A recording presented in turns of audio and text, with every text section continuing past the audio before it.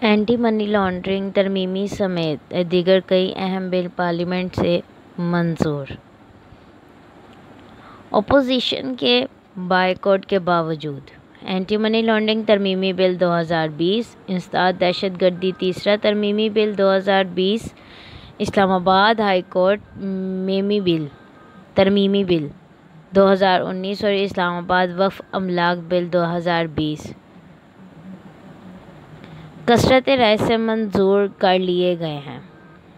حکومت اور اپوزیشن نے اپنے اراکین کو حاضری یقینی بنانے کی ہدایت کی تھی۔ پارلیمنٹ کے مشترکہ اجلاس میں وزیر اعظم عمران خان، اپوزیشن لیڈر شہباز شریف اور بلاول بھی ایوان میں موجود تھے۔ پارلیمنٹ کے مشترکہ اجلاس میں سب سے پہلے ڈاکٹر بابر ایوان کی جانب سے اسلام آباد وقف املاک بل 2020 کی تحریک پیش کی گئی۔ تحریک کی حمایت میں 200 جبکہ مخالفت میں 190 ارکان نے ووٹ دیا۔ اجلاس کے دوران پیپلز پارٹی کے رہنما سینیٹر رضا ربانی نے پوائنٹ آف آرڈر پر سوال اٹھاتے ہوئے کہا کہ اسلام آباد ہائی کورٹ کا اسپیشل اسسٹنٹ اور ایڈوائزر کے حوالے سے فیصلہ واضح ہے۔ ڈاکٹر بابر ایوان ایڈوائزر ہیں، وزیر نہیں، انہوں نے بل کیسے پیش کیا؟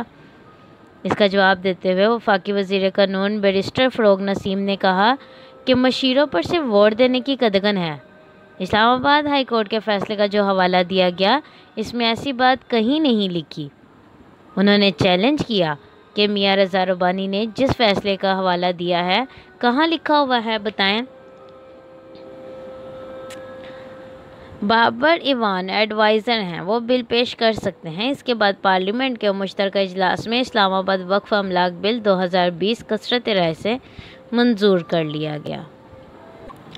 فائنینشل ایکشن ٹاسک فورس کی ہدایات کی روشنی میں اہم معلومات پر قانون سازی کے لیے پارلیمنٹ کا یہ مشترکہ اجلاس ہوا تھا، جس میں اپوزیشن کے بائیکاٹ کے باوجود انسداد دہشت گردی تیسرا ترمیمی بل اور اس کے علاوہ دیگر بل کثرت رائے سے منظور کر لیے گئے۔ اس کے علاوہ پارلیمنٹ کے مشترکہ اجلاس میں پاکستان میڈیکل اینڈ ڈینٹل ترمیمی بل اور سرونگ اینڈ میپنگ ترمیمی بل بھی منظور کیا گیا۔ ضمنی ایجنڈے کے تحت میڈیکل ٹریبیونل بل 2019 اور اسلام آباد معذور افراد کے حقوق کا تحفظ بل 2020 بھی منظور کر لیا گیا۔ پارلیمنٹ کے مشترکہ اجلاس میں انسداد منی لانڈرنگ ترمیمی بل کے منظوری کا عمل شروع ہوا تو مشیر پارلیمانی امور بابر ایوان اور ملیکہ بخاری کی پیش کردہ شقوں کو منظور کر لیا گیا، جبکہ اپوزیشن کی تمام ترامیم مسترد کر دی گئیں۔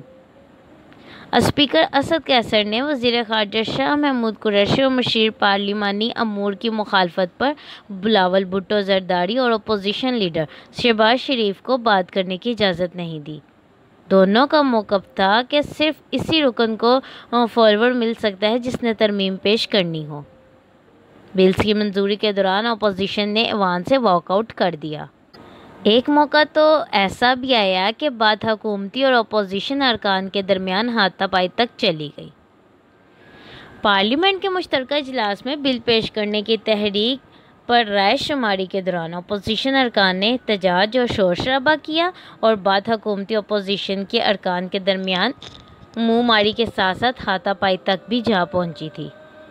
اپوزیشن کے سینئر رضا ربانی نے مشیر پارلیمانی بابر ایوان کی تحریک پیش کرنے پر اعتراض کیا اور کہا کہ وزیر انچارج اس وقت وزیر اعظم ہیں، مشیر تحریک پیش نہیں کر سکتے۔ ایک لمحے میں جماعت اسلامی کے سینیٹر مشتاق احمد خان اور اسپیکر کے درمیان تلخ جملوں کا تبادلہ ہوا۔ اسپیکر اسد قیصر نے کہا کہ تقریر کا شوق پورا نہ کریں، جس پر سینیٹر مشتاق احمد نے کہا کہ اسپیکر معاون خصوصی کی غلامی میں قواعد و ضوابط کی خلاف ورزی اور پارلیمنٹ کی توہین کر رہے ہیں۔ اپوزیشن اکثریت کے باوجود حکومتی بلوں کی منظوری نہ روک سکی، کیونکہ دونوں ایوانوں میں مجموعی طور پر اپوزیشن کے پاس حکومتی بینچز سے 10 زیادہ ووٹ موجود ہیں۔ پارلیمنٹ میں حکومتی ارکان کی مجموعی تعداد 217 ہے۔ 200 حکومتی ارکان مشترکہ اجلاس میں شریک اور 16 غیر حاضر تھے۔ اسپیکر رائے شماری کے عمل میں حصہ نہیں لیتے۔ पार्लियामेंट में अपोजिशन अरकान की मजमूई तादाद 226 है। अपोजिशन के 190 अरकान मुश्तरका इजलास में शरीक और 36 गैर हाजिर थे। ख्याल रहे कि हुकूमत और अपोजिशन ने अपने अरकान को हाज़िरी यकीनी बनाने की हदायत भी की थी, जैसे कि मैं पहले भी बता चुकी हूँ। पार्लिमानी पार्टी के इजलास में वज़ीर आज़म इमरान खान ने कहा था कि आज के इजलास की अहमियत समझें। पाकिस्तान के लिए FATF बिल्स को मंजूर कराना है। तमाम अरकान मुश्तरका इजलास में अपनी हाज़िरी यकीनी बनाएं। स्पीकर की तरफ से तारीखी कानून साज पर अरकान पार्लियामेंट को मुबारकबाद दी गई, जिसके बाद पार्लियामेंट का मुश्तरका इजलास गैर मुअय्यना मुद्दत के लिए मुलतवी कर दिया गया।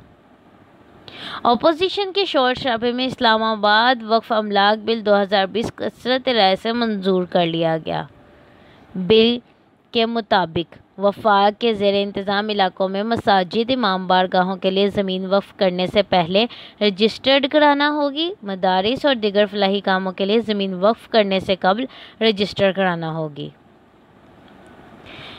बिल के मुताबिक कानून की खिलाफवर्जी करने वाले को 2.5 करोड़ रुपये जुर्माना और 5 साल तक सज़ा हो सकती है।